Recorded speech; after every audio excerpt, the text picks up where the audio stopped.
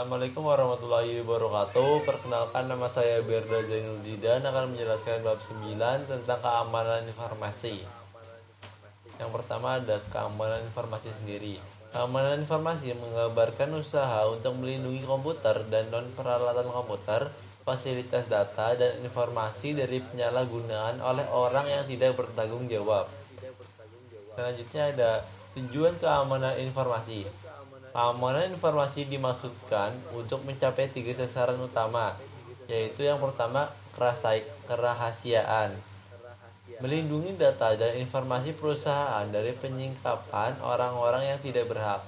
Yang kedua, ketersediaan, meyakinkan bahwa data dan informasi perusahaan hanya dapat digunakan oleh orang yang berhak menggunakannya. Yang ketiga, ada integritas. Sistem informasi perlu menyediakan representasi yang akurat dari sistem fisik yang direpresentasikan. Selanjutnya ada manajemen keamanan informasi yang terdiri dari 4 langkah, yaitu yang pertama ada identifikasi threat, ancaman yang dapat menyerang sumber daya informasi perusahaan. Yang kedua, mendefinisikan risiko dari ancaman yang dapat memaksakan. Yang ketiga, penetapan kebijakan keamanan informasi. Yang keempat, menerapkan kontrol yang tertuju pada risiko. Selanjutnya ada ancaman. Ancaman keamanan informasi adalah seseorang, organisasi, mekanisme, dan atau peristiwa yang dapat berpotensi menimbulkan kejahatan pada sumber daya informasi perusahaan. Terus ada ancaman dapat dibedakan menjadi dua, yaitu internal dan eksternal, disengaja atau tidak disengaja. Selanjutnya ada resiko. Tindakan tidak sah yang dapat menyebabkan resiko digolongkan ke dalam 4 jenis. Yang pertama, pencurian dan penyingkapan tidak sah. Yang kedua, penggunaan tidak sah. Yang ketiga, pembinasaan dan pengingkaran layanan yang tidak sah. Yang keempat, modifikasi yang tidak sah. Selanjutnya ada persoalan e-commerce.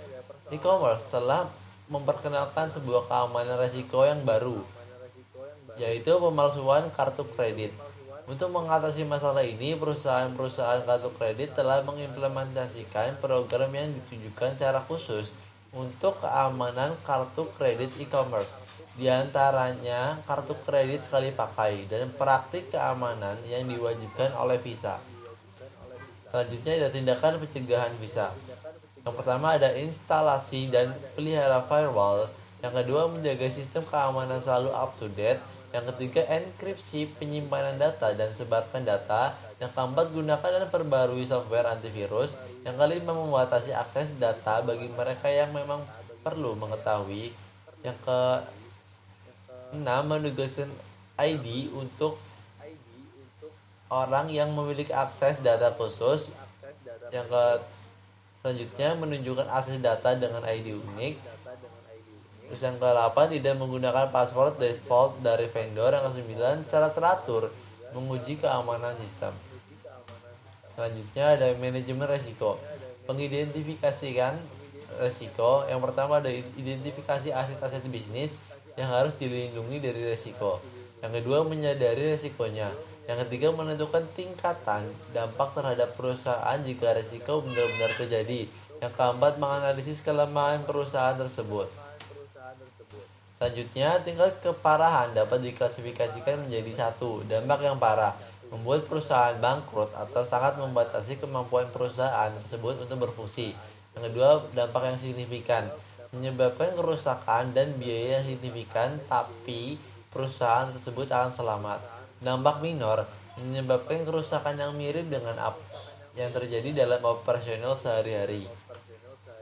Selanjutnya ada kebijakan keamanan informasi. Terdapat 5 fase implementasi kebijakan keamanan, yaitu inisiasi proyek, penyusunan kebijakan, konsultasi dan persetujuan, kesadaran dan edukasi, penyebarluasan kebijakan. Kebijakan terpisah dapat disusun untuk mengamankan.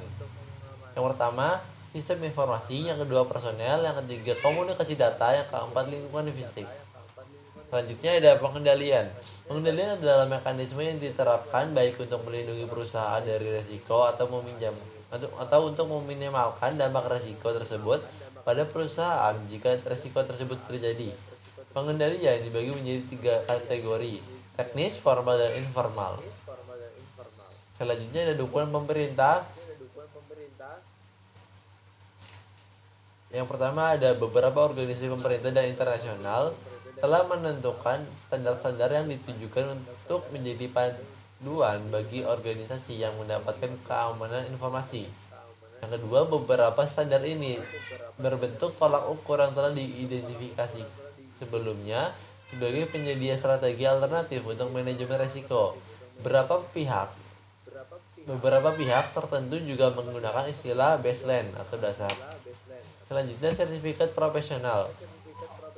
Tiga contoh program sertifikat yang ditawarkan oleh profesi TI adalah: yang pertama ada Asosiasi Audit Sistem dan Pengendalian.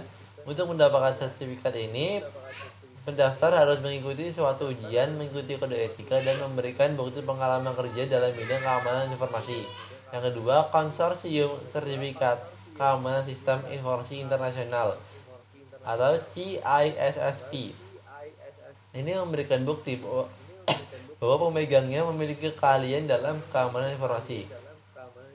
Selanjutnya, ada Institut SANS menawarkan sertifikat melalui Global Information Assurance Certification, program miliknya yang mencakup mata kuliah serta penulisan dan pemeriksaan kebijakan keamanan.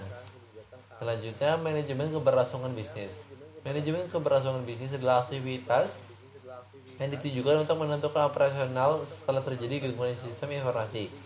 Manajemen keberlangsungan dapat dicapai melalui rencana kontingensi yang biasanya dibagi ke dalam sub rencana, yaitu rencana darurat untuk melindungi karyawan, rencana cadangan untuk membuat organisasi mampu melanjutkan operasinya bahkan setelah hilangnya kemampuan komputer, rencana catatan penting untuk menjaga agar tidak ada data berharga yang hilang. Selanjutnya, meletakkan manajemen keberlangsungan bisnis pada tempatnya. Saat ini telah tersedia berbagai pilihan bagi perusahaan yang berniat untuk meningkatkan keamanan informasinya. Hal ini merupakan suatu aktivitas komputerisasi di mana jalan yang tepat jelas sudah ada. Terima kasih, sekian dari saya. Wassalamualaikum warahmatullahi wabarakatuh.